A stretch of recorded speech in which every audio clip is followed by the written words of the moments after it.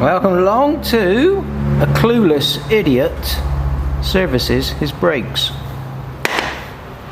Yeah, I've been accused of being an idiot. Don't know what I'm doing. I should take my bike to a Honda dealer to get it serviced. So one of the things I've been accused of is not knowing how to service brake pistons and sliding calipers. So we need to clean the build-up of dirt off these pistons before we push them back in and fit new pads, because the pistons have come out. I've pumped them out to here, but they have come out as these pads have worn down and dirt has accumulated on the outside of the piston. If you just push them straight back in, you're pushing all the dirt in over the seals and you're not doing the seals a lot of good. So look at them bad boys. How are you going to rotate that piston? You can't do it by hand.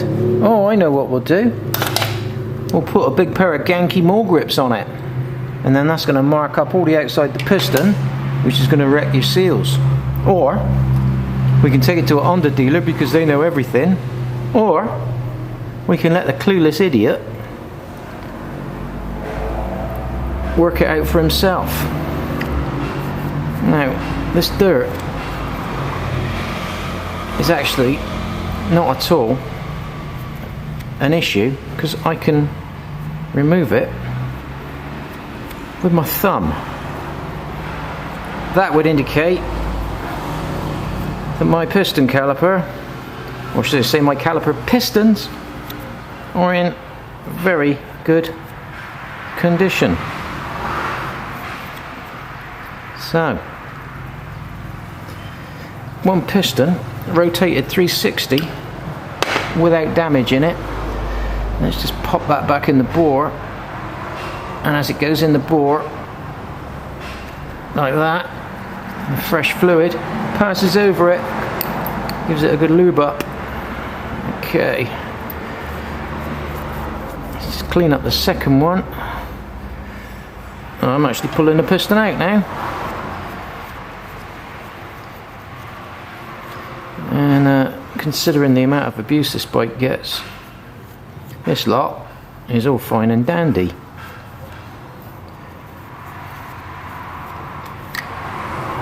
Now, if your pistons are corroded up, which I was expecting, all I do is I go and get a Scotch Pan Bright or a Scotch Bright pan scouring thing.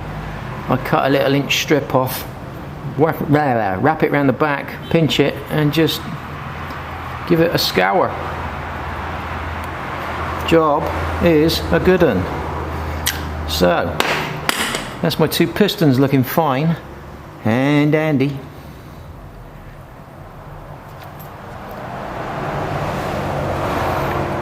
The pistons have returned from whence they came freely.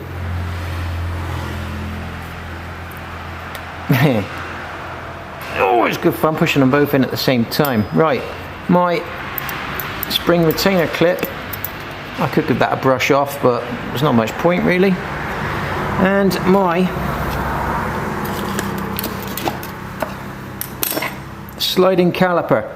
Right, this is a 2-piston sliding caliper. What that means is this pad is fixed, and this pad comes out with the pistons as the pads wear. Now, to compensate for the wear on the opposite side, the caliper slides backwards and forwards. 9 times out of 10 when you've got a bad brake, it's because your caliper is not sliding properly on the pins. So I've already put some grease in here, but oops, something foreign there going in there. We'll work a little bit of graphite grease, high temperature grease, work that into the caliper, and then carefully replace the pins. Probably put the bloody thing on upside down now.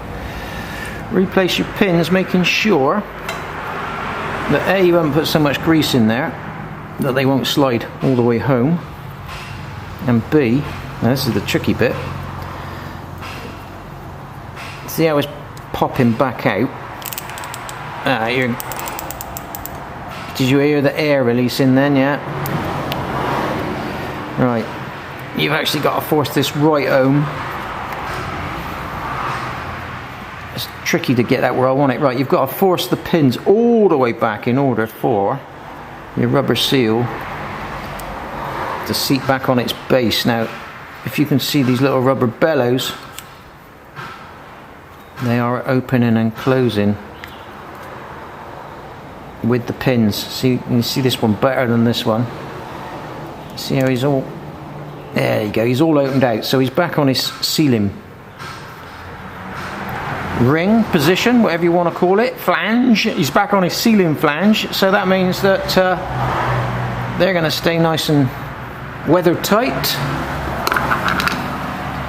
So as they're weather tight and sliding lovely, we can bung the pads in. Now you don't have to have the calipers off to bung the pads in, but like I'm servicing the sliding caliper as I always do after a big ride out, several days or more. So genuine Honda pads, which I discussed in an earlier video, which are 3 times the price in the UK as they are here. Look up inside there, make sure everything looks good. It does look good. So all we're going to do is we're going to pop the top bolt back on, wherever it may be.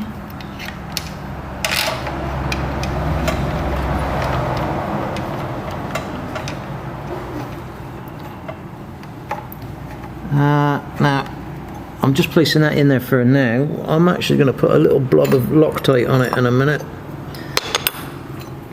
So your rear pad slides up in here and he locates on that peg at the back, and your front pad locates on a little hook that was just visible up inside there. People like to put anti-squeal paste on these, but to be honest, it's a bit of a forlorn mission.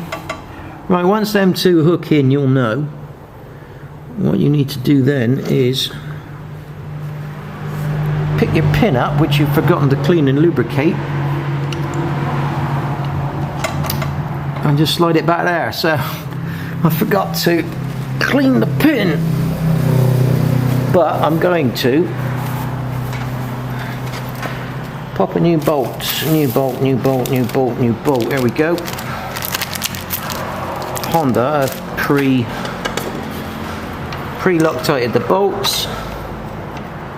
I had an incident where the bottom bolt fell out. I don't know why it fell out, but it did.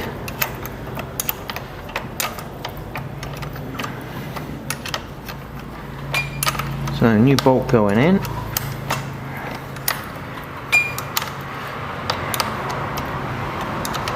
You'll feel that Loctite working as it goes in. Feel no Loctite at all on that one. So let's have him out and go for the 243, I believe it is.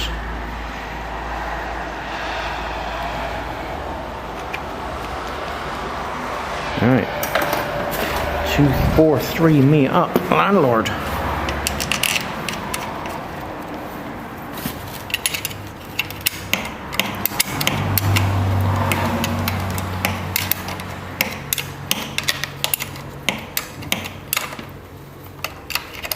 So you don't really need to seal that bit.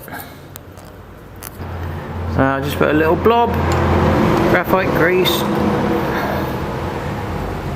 around the O-ring on the end there, where it pops in the caliper, and tiny little bit on the thread.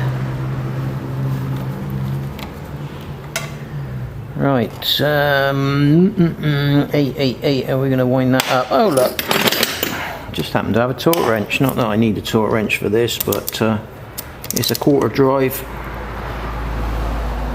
and I don't have a quarter drive ratchet. Right, Don't forget, once you've fitted your pads, pump your pistons back out, and then obviously check for greasy fingerprints everywhere, and take it steady until you've bedded your pads in. Right, let's go around the rear now, where I've also been accused of not knowing what the hell I'm doing. Later.